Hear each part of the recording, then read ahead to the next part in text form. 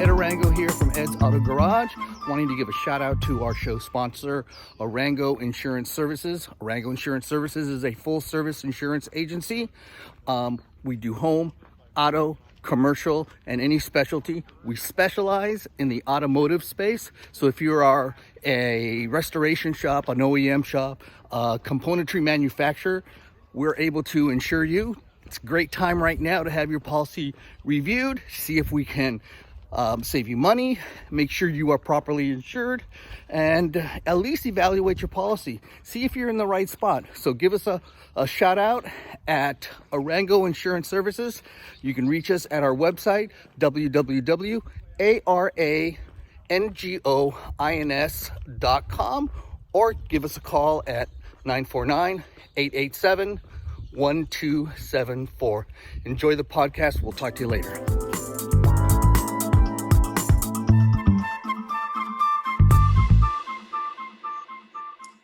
Welcome, everybody, to another episode of Ed's Auto Garage. Again, this is Ed Arango coming to you live from my garage here in beautiful, sunny, warm Southern California. But today I have to tell you, it's not one of those days. Today it's a pretty cloudy, dingy day here in Southern California. And, what do you expect? It is December. We're coming into the whole Christmas holiday season. So wish everybody out there the best this season.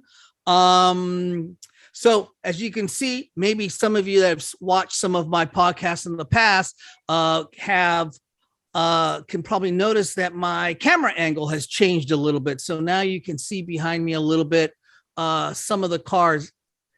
Really what happened is that my son wanted to get his car in the garage as well and not leave it outside. So I had to make room. So yeah, we got his car in here. So you can imagine it's kind of tight in here.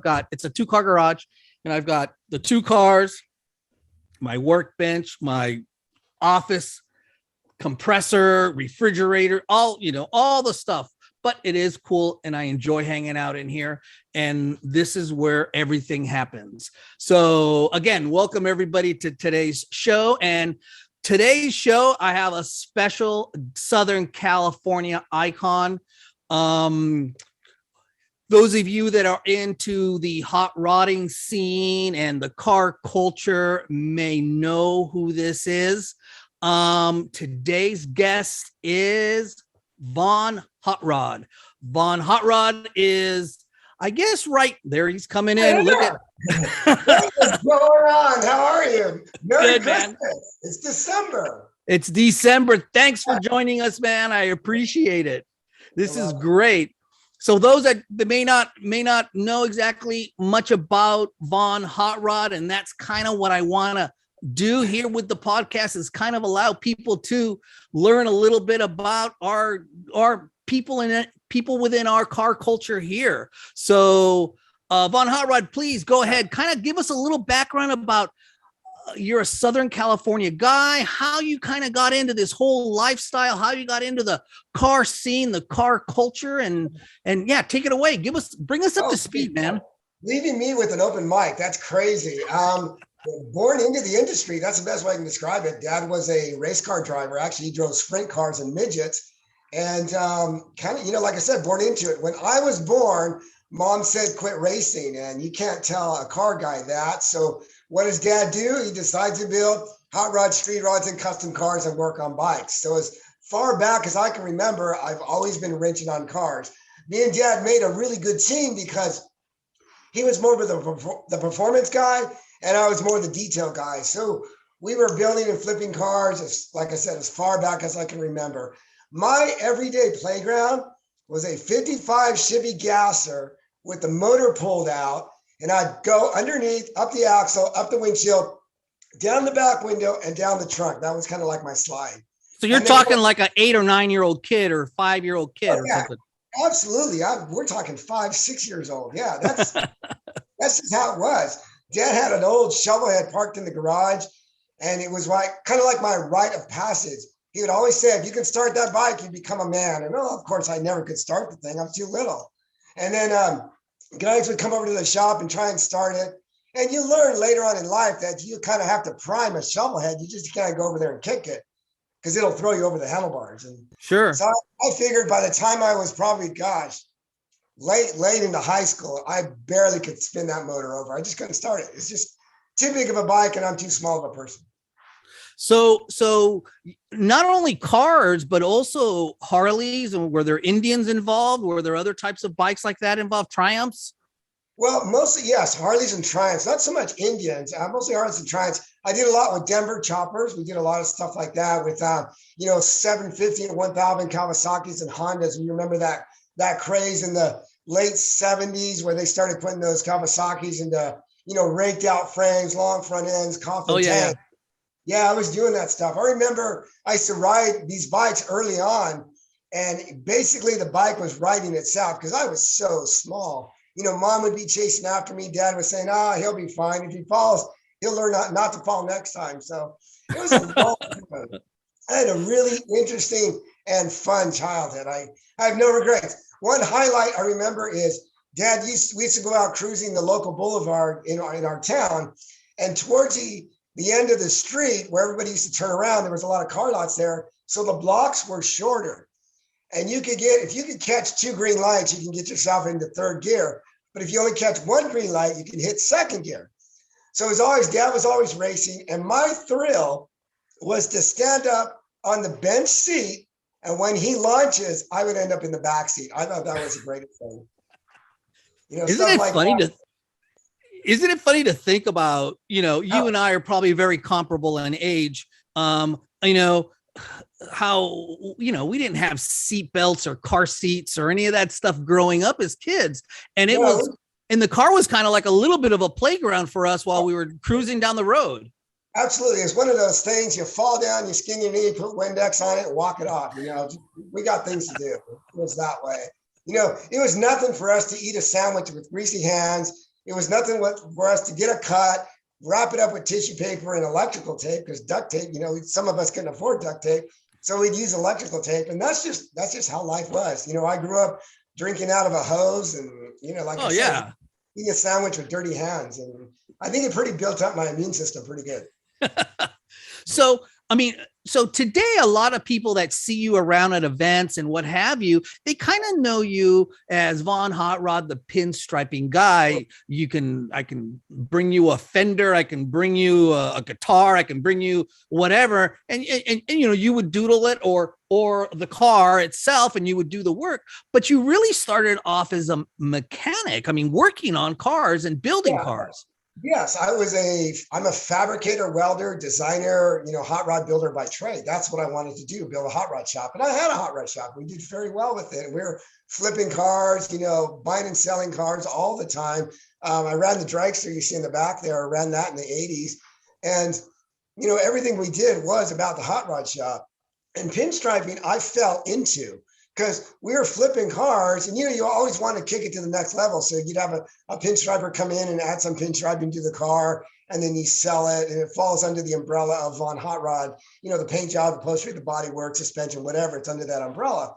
And then you just had issues with that striper at the time, and it just didn't work out.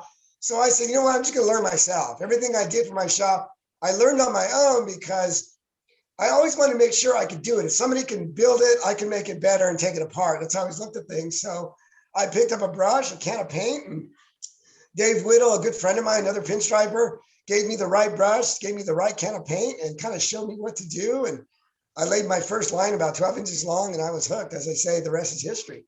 Oh, and wow. Believe it or not, I sold my shop. It's been, probably 21 years since I sold my shop. And a promoter found me. I took a year off and traveled.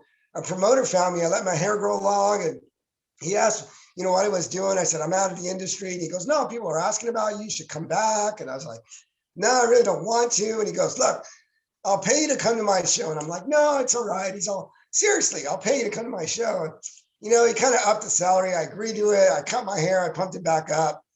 And when I got there, I was like, why don't I just sit there on an empty table with my picture? And what if nobody's there? So I brought a can of paint, some brush, and some metal. I made a dozen t-shirts and some stickers, and I sat there, and we had a great response. I was really giving to the fans for coming out.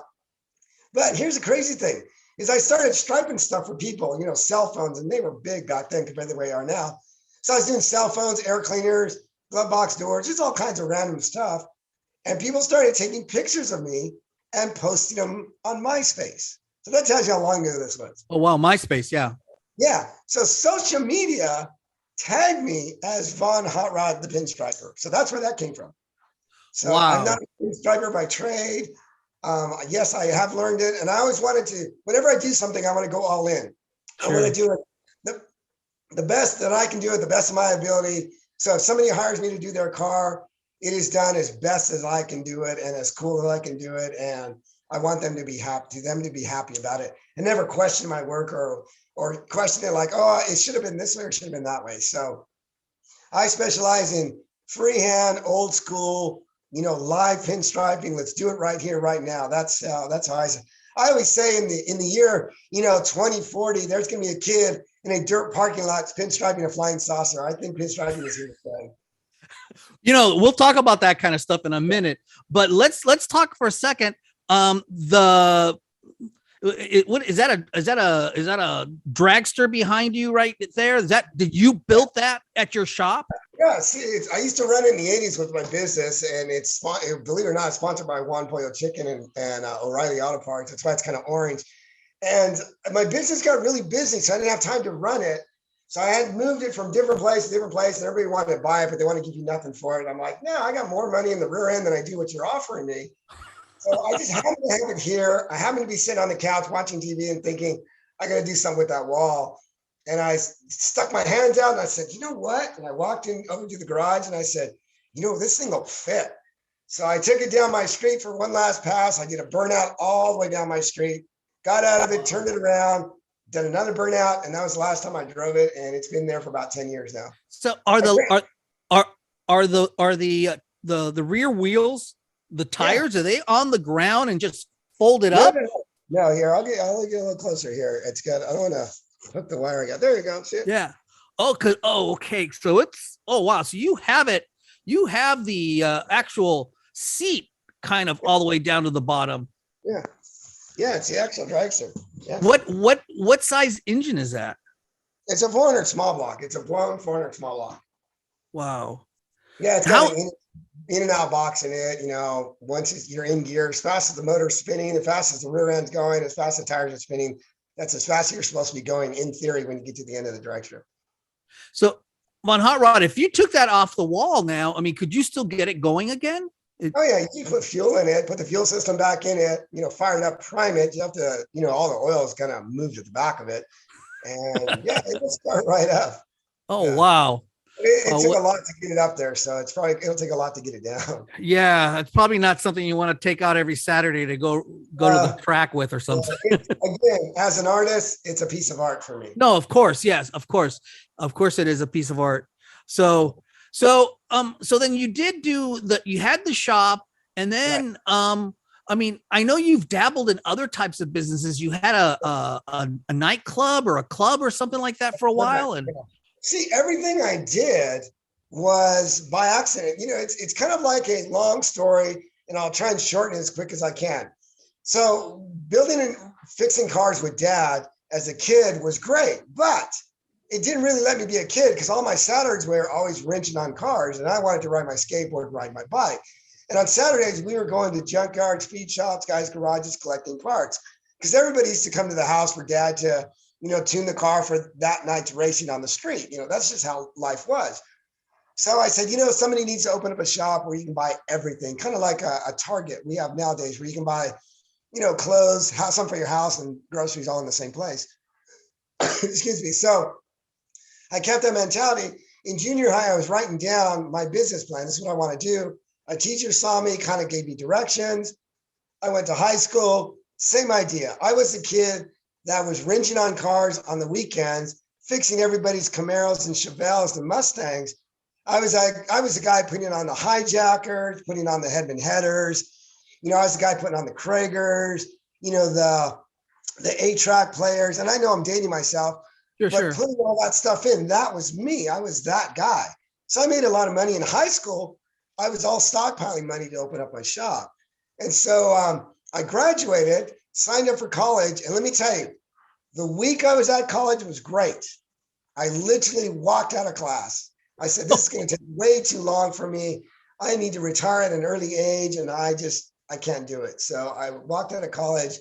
The professor said, sit down, you'll never amount to anything. I said, this is going to take too long. I'm out of here. I got to do this a lot quicker.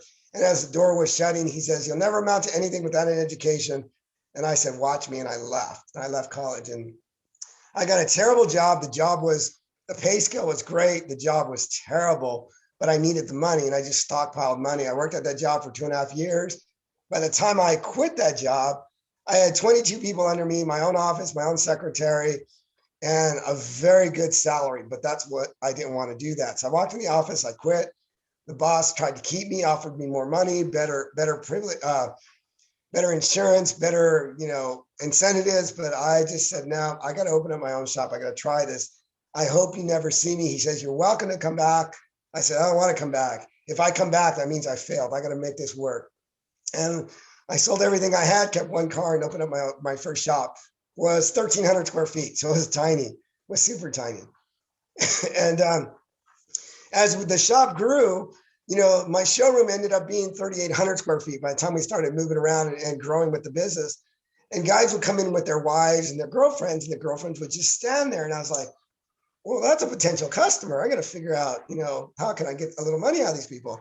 Oh, yeah. So I started listening to them, and the girls were telling me, well, there isn't any cool clothes for us. So we started making, flamed and leopard skirts and T-shirts. And, around what year was this? Was this like in the early 90s, late 80s?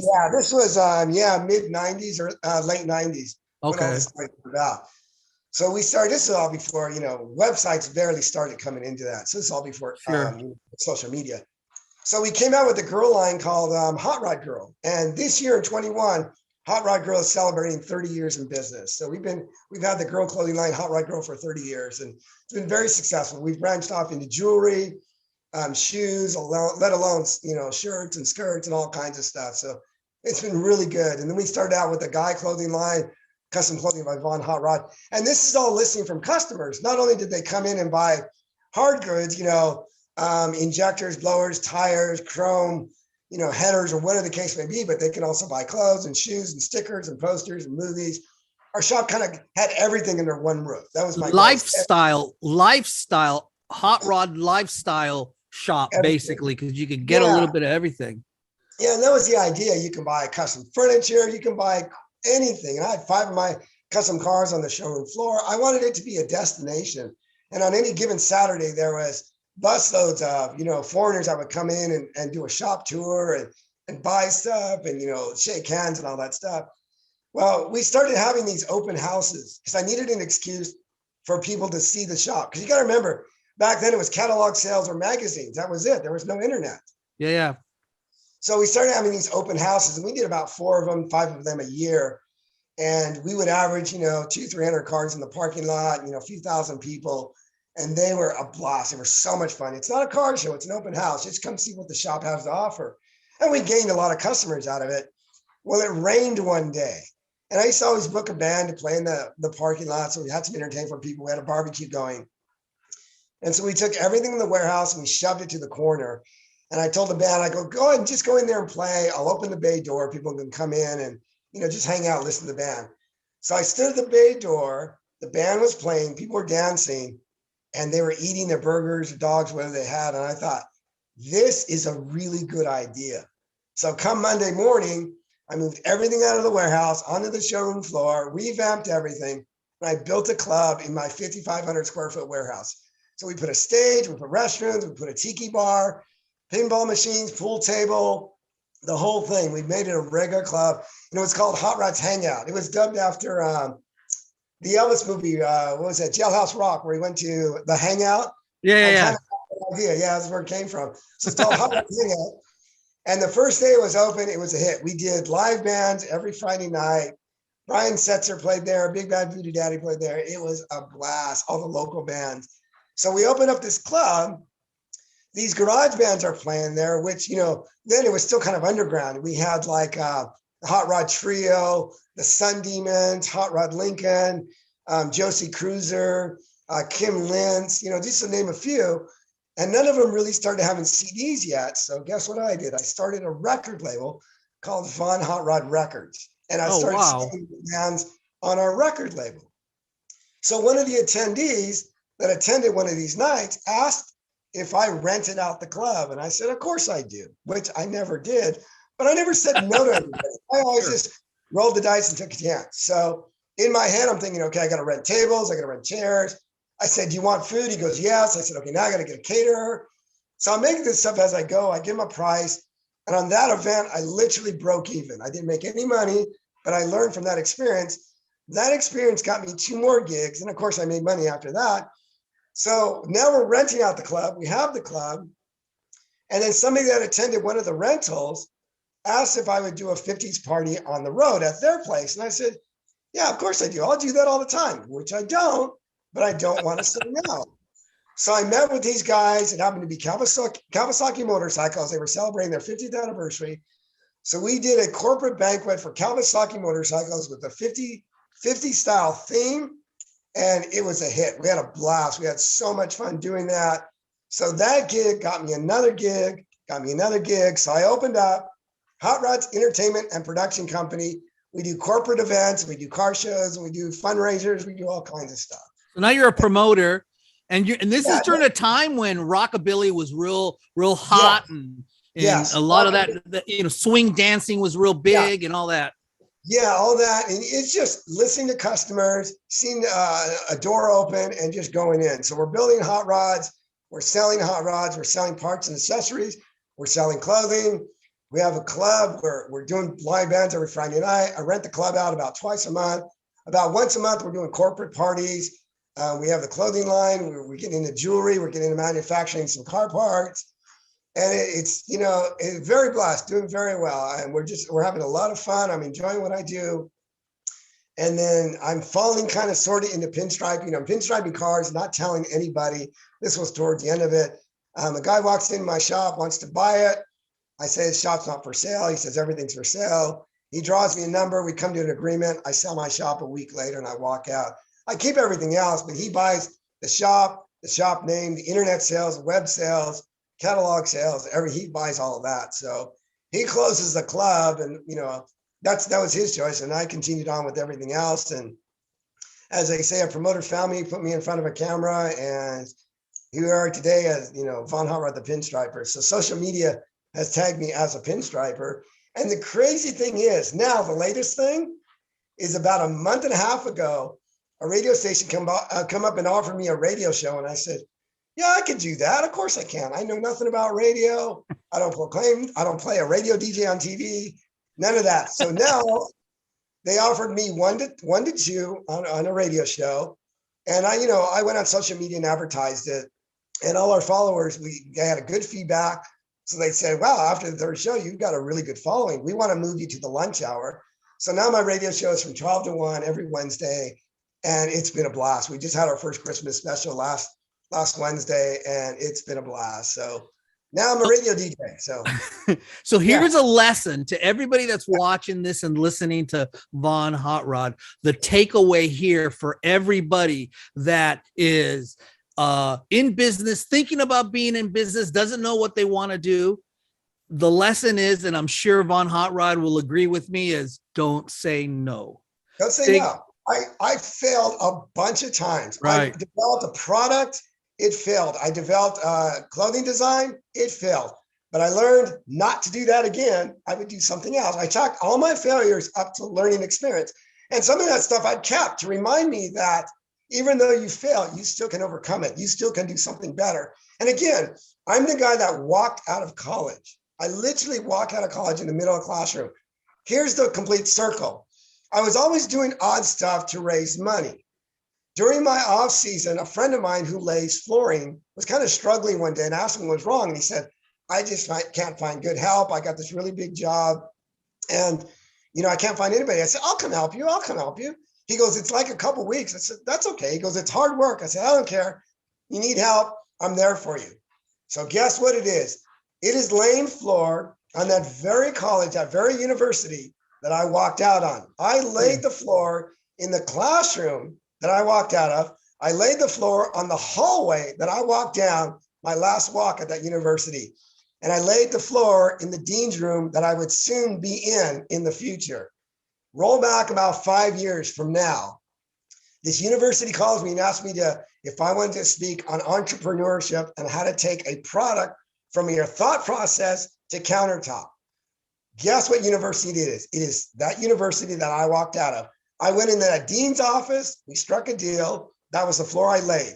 I walked down the very hall that I laid that floor in, and I taught in the very class that I walked out of. And talk about something pretty cool. That was pretty awesome for me. Wow. Because I went from the grunt guy. Full circle, man. Full circle. Yeah, full circle. So you never know where the door is going to open. You never know where, your entrepreneurship or your thought process is going to take you. Again, I am not a pinstriper by trade. I'm a fabricator, welder, designer by trade. That's what I am. But because of what the opportunities that I've had, the avenues I've went, I hate to say this, but I haven't touched and worked on a car in probably over 12 years. I don't have the time. I have 8 of my personal hot rods and stuff, and my dad usually drives them more than I do. You know what, though? It's one of these things, though. I mean, and I've seen it, and I see it in you like that. I see it in you like that. And I've seen it with others. You start off, by trade, you're a fabricator, you're a mechanic by trade, but what you've become is you've become an artist. Right. You have evolved, you've morphed into this artist thing. And I mean, we all watch these car building shows on TV and what have you. And I mean, and granted, I mean, a lot of these things, maybe a little bit is kind of like, oh man, they can't build a car in a week, or probably not. And, but it seems like you can tell how skillful, they're working on that one little thing, and that it's an art for them. It's not, because even there's, my wife will watch the shows with me and stuff like that. And, she's like, oh, I don't want to watch another stupid car thing. But she becomes enthralled in how well they can do that task, that craftsmanship.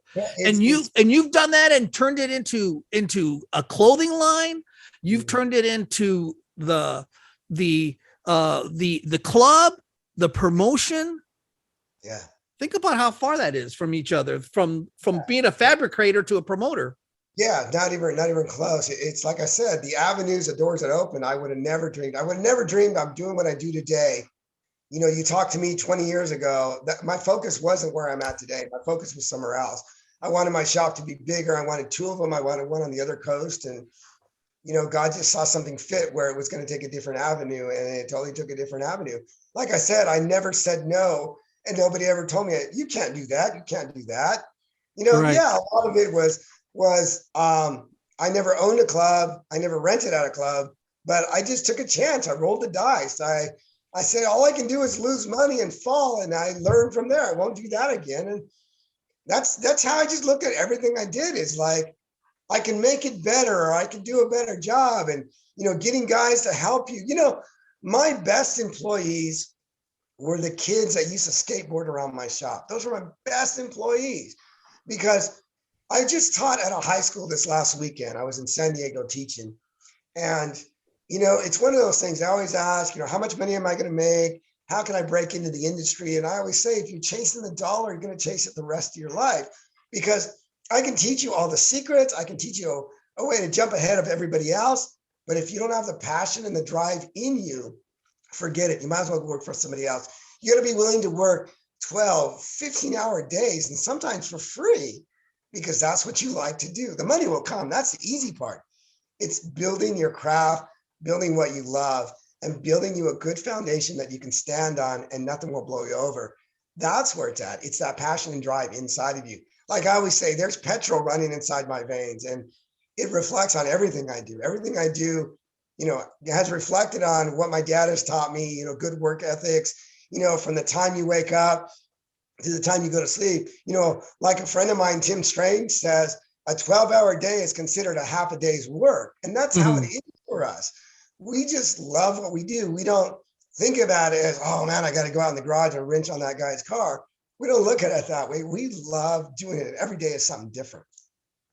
So, so Von Harrod, you've gone and now you've been close and been teaching some of the youth or some of the young kids.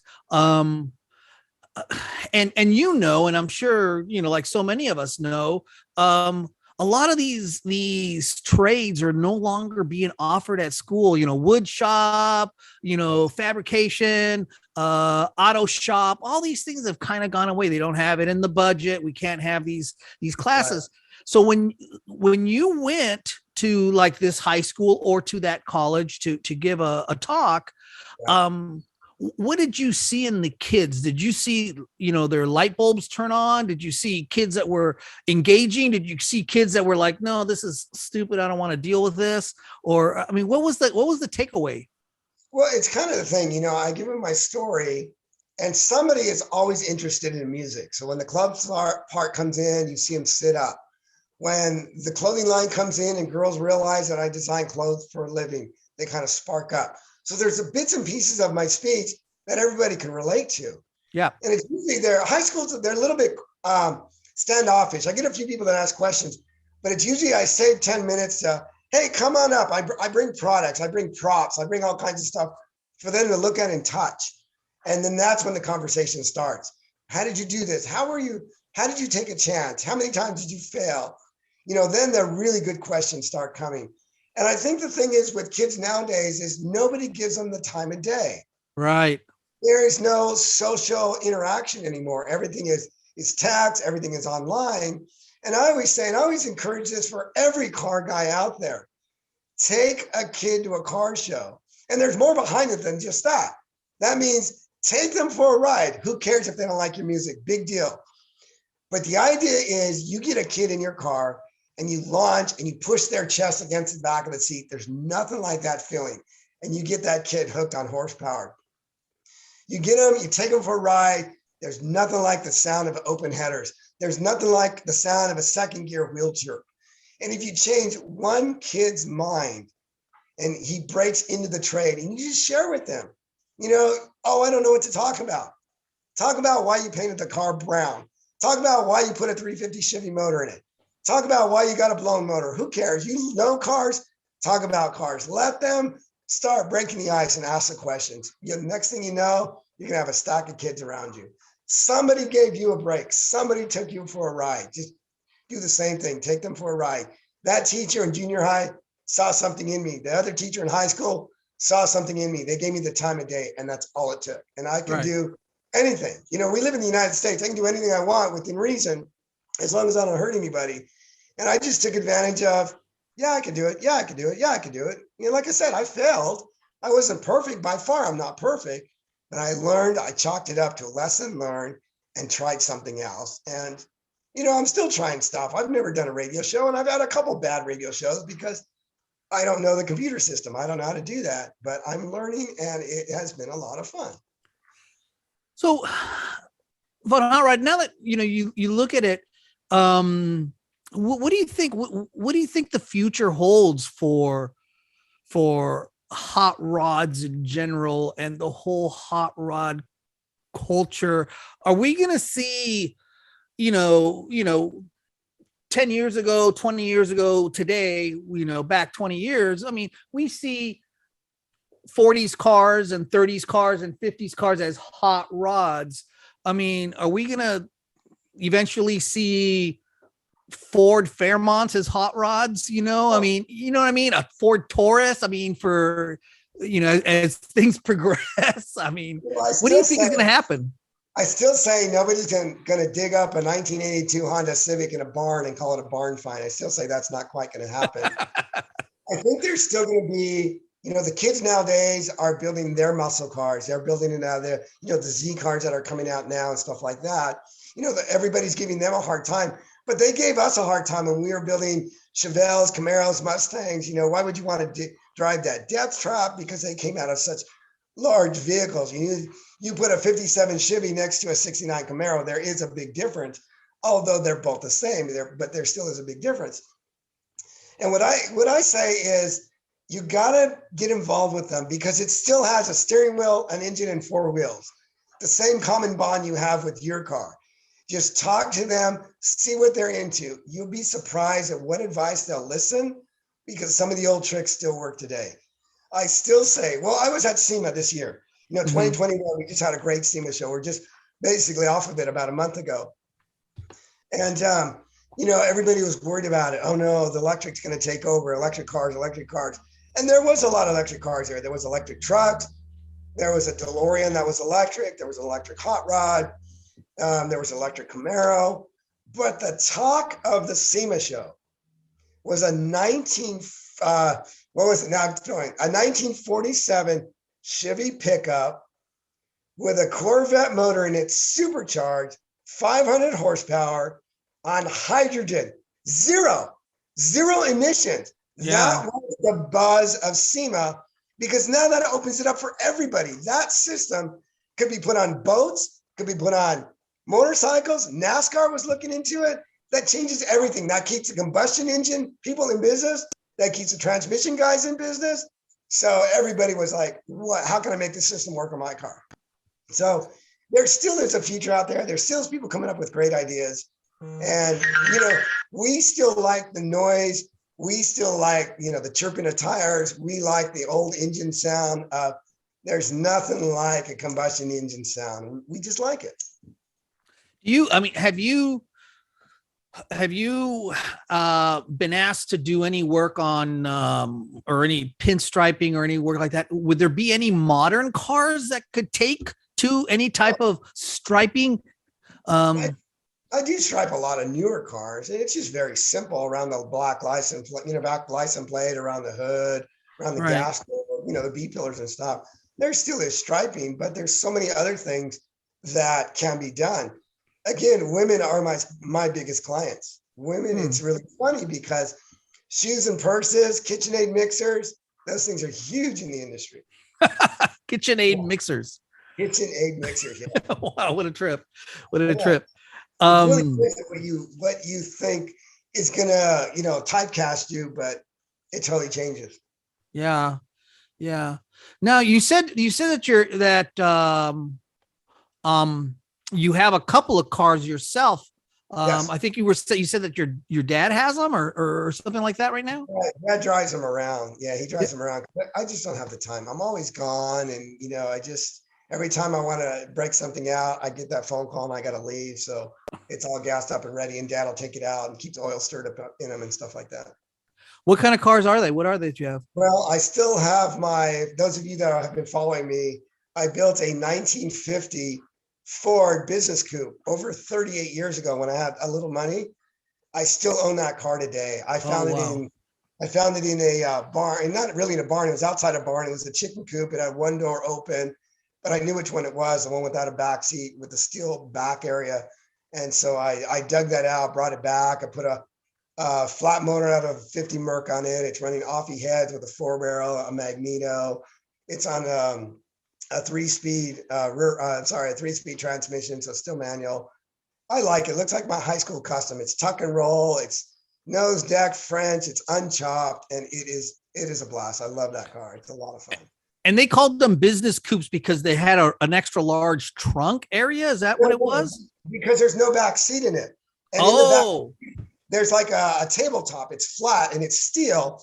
And the carpet salesman or shoe salesman would throw their samples back there. That's what it was. Yeah, I knew that it was either the trunk or something in the back was different. Right. All the racers wanted it because it had a V8 in it on a 3-speed. It had one vent, no radio, no heater. It was a basic car. So all the racers wanted it, and most of them got destroyed. So once in a while you run across one, but somebody's cut the metal out and put a back seat in it. And that kind of ruins the whole, idea of a business coupe. Got it. So I saw that. And okay, so you were at SEMA. I mean, I think PRI is going on this week or something like that. I mean, do you do other car? Yeah. Do you do other car events or car shows? I saw you at what is this couple that are here in Orange that have that have a hot rod shop. They are from Shavix. Yeah, the Shavix. Yeah, I saw you at their open house. Right. What do you think? What do you think of the work they're doing there? What do you think of that? They've been a guest on my show, so I don't. They're great. They are definitely living the California dream. They come from out of the country. They had this idea of owning a hot rod shop in the United States. Right. Saved all their money and just jumped on a plane and came out with no real guidance of what to do. And they are very successful at what they're doing. His work is amazing to watch him work with his hands.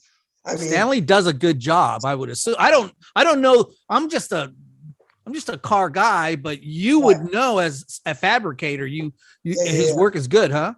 Yeah. Oh, he does an amazing job. What he can do with the metal, it's amazing. It's kind of like me when I do with a brush. I can't explain it. I can't explain what Stanley does with metal, how he can form it and shape it the way he does, but he sees it in his head and he just makes it happen. Metal was not bend, twist, or go that way, but he sure figured out how to do it. So yeah, he's a really great guy. So you'll do other events such as that every so often and just show up and I do World of Wheels, Autoramas, LA Rotary shows, Grand National Rotary shows. I go to Iola, Wisconsin. I go to Birmingham, Alabama, Chattanooga, Tennessee. I also go to Grease Fest in Australia. I've been to the Moon Eye show in Japan. Wow. So I go all over. I've been to Finland, Sweden, like I said, Japan, Germany, all different places. I usually do about 3 to 4 events a month. I'm somewhere in the United States, worldwide. The crazy thing is I fly out on Thursdays. The shows are Friday, Saturday, Sunday, and I fly home Monday. So I'm home Tuesday, Wednesday, just changing clothes and get ready to fly back out again. Holy moly, man. Yeah. So you're beat after a couple of those. I like what I do. I'm very blessed. It's not for everybody, but I'm really what I do. Just bringing awareness of this hot rod industry to the forefront. Doors get open. I get to open up with Good Morning America, talk about cars, talk about where the industry's at. I love that. Not everyone gets that opportunity. So, and now you've kind of evolved into this pinstriping. Like you said, you're not trained in it. You learned it. You picked it up on your own. Do you see any other like young kids taking to it as well? I mean, do you see, I guess what I'm trying to ask is, do you see the art of pinstriping continuing? I do. And what's crazy is because of social media, something that was still kind of like in the background, pinstriping, kind of like tattooing your car was in the background. Social media has put it in the forefront. So now if you walk around Disneyland, you go to Christmas shopping, you see snowboards, skateboards, clothing, everything has pinstriping on it. Everything has some type of artwork on it. When you're in Disneyland, you're walking around, you're seeing all these sign work that has pinstriping around it. So it has made it more aware for people. People have seen it, in the forefront, where before it was still underground. Oh, that looks kind of nice, but now they can relate it. Hey, that's hot rod pinstriping on that surfboard, or hey, that's hot rod pinstriping on that sign. And social media has really opened it up. It made something that was still underground and made it totally worldwide. And that's what I like. And I'm getting the messages all the time. Hey, I want to start. How do I do it? Where do I get a brush? Where do I get paint? Where do I get this? And that's what I like about it, because, obviously I can't do this forever. Somebody will take my place. And if I could train that individual, how awesome is that? There will be another Von Hot Rod somewhere, maybe not named the same thing, but somebody will take my place. And I think that's great because it's a hands-on, old school trade, learning with your hands, taking a skill and perfecting it. And that's what I like. And, I do pinstriping classes. My classes always sell out. The only thing is there's such a drop-off rate on pinstriping because it takes so long to learn. Everybody wants to do it like right away, and you can't do it right away. Well, we're in a culture now where instant gratification by everybody because, they're on their computer, instant, right? Yeah, so it's a click and go society, and pinstriping is not. Yeah, exactly. Hey, I know there's a story on the term Vaughn in your name. Correct. How did the Vaughn generate? Well, my legal name is Hot Rod. That's on my passports, my driver's license. That is my legal name is Hot Rod. When I had my shop, it was called Hot Rods apostrophe S. When I sold my shop, I can't put an S on my name as ownership. So I'm Hot Rod. I had to reinvent myself, so to speak. So you got to back up way, gosh, probably, I don't know, 25, 30 years ago. A Japanese magazine wrote an article about me, and the headline says Vaughn Hot Rod. And I was like, well, that's kind of weird. I never associated or never said anything about that or anything like that. And so I got a translation later on of what their translation of the Vaughn part is. And it was that's the highest reverence they can give somebody that's perfected their craft or their art is the Vaughn. It's kind of like sir, like when you're knighted, it's kind of like, yeah. So it's kind of dubbed that. And so I said, well, I told my wife, I go, this is a good way to reinvent myself because I got to veer away from my shop. So early on, you could see the Vaughn name was up and down on the H of Hot Rod. It was real small, and it's totally taken off. So I always say, if you've known me longer than 40 years, you're going to call me Hot Rod. If you've known me for the last 20, you're going to call me Vaughn, because the Vaughn, that's what the Vaughn Hot Rod came into. Got it. Okay. Again, social media that has dubbed it as Vaughn Hot Rod. As Vaughn Hot Rod. And like, what was this guy? The other, another, a long time ago, was the Von Dutch. He did pinstriping too. Is that another reason why he's Vaughn? Do you know, or was Vaughn? Von Dutch, which is Kenneth Howard. Kenneth Howard, right. He's considered the father of our industry. Got it. His dad was a blacksmith sign painter by trade. Thus, Von Dutch, Kenneth Howard, was a blacksmith sign painter by trade. In the late 40s, a guy walks into a shop and says, can you put some of that scroll work? You'd see a name and you see scroll work around the name. He says, can you put some of that scroll work on the hood of my car to cover up these chips? So thus, pinstriping as we know it today started in the late 40s by Von Dutch. When he became a pinstriper sign painter, his dad said, well, everybody needs a paint box. So his dad grabbed a wooden box, painted the iconic eyeball, flying eyeball on it. And since he was short and he was Dutch, he painted on there Von Dutch. Thus, the name is stuck. That's where it comes from. Von Dutch is considered our father and designer and founder of modern pinstriping as we know it today. And since then, Ed Roth, Dean Jeffries, Larry Watson all took it and perfected it and, made it better. Paints came out, were better. Brushes are better. Matte Brush got involved, and it all developed from there. But he is considered the first guy to put modern pinstriping on a car, because they've always had pinstriping. They found pinstriping in chariots in Egypt, but it's all been just line work. Like they used to do horse and buggies, just outlining everything. Yeah. Von Dutch, Kenneth Howard is the guy to come out and put it on a car. And it took off from there. And so, when I see pinstriping, like the emblem in the center, you'll always see like the little points and the little artwork around it. That's what, as a layman, and I think a lot of other people may be like me that don't know, I see that and I think of that, oh, that's pinstriping. But are flames still called pinstriping? Are flames when you do the curves and all that on the flames? It's still if they gun flames, meaning if you do flames on a car and it starts out with your reds, orange, blues, yellows, tapers down, and then it's outlined, it's still considered hand pinstriping to outline the flames. Got it. Okay. It depends on what the job is. Do they want pinstripe flames only? No fill-in? Do they want fill-in? It's all a matter of what they want, what the customer's looking for. Von Howard, where can people come and see you, or what are some of the next events you'll be at that maybe somebody can come out and see you? Come the second week of January. I'll be in Chattanooga at the World of Wheels, Chattanooga, Tennessee, World of Wheels. You can find me there. I'll be there the second weekend in January. Then I believe it's the third weekend in January. I'll be at the Moon Eyes New Year's party at Irwindale Speedway. Moon Eye. And Okay. yeah. And then the last weekend in January, I will be at the Grand National Roadster Show at the Fairplex in Pomona, California. So those are the 3 events I'll be at in January. You can come out there, bring me something to pinstripe, shake a hand, grab some merchandise. We'll have a full retail booth there. Take a selfie. I don't know, hear a story, whatever you want. Ask me any question. I'll be honest with you and help guide you in the right direction. If you have a question that I can answer or help you with anything, like I said, all my secrets are open. There's nothing I won't hold back because somebody gave me the break a day and I want to pass that on. Dick Dean, if you guys know Dick Dean, king of the Mercs, he used to chop Mercs for a living.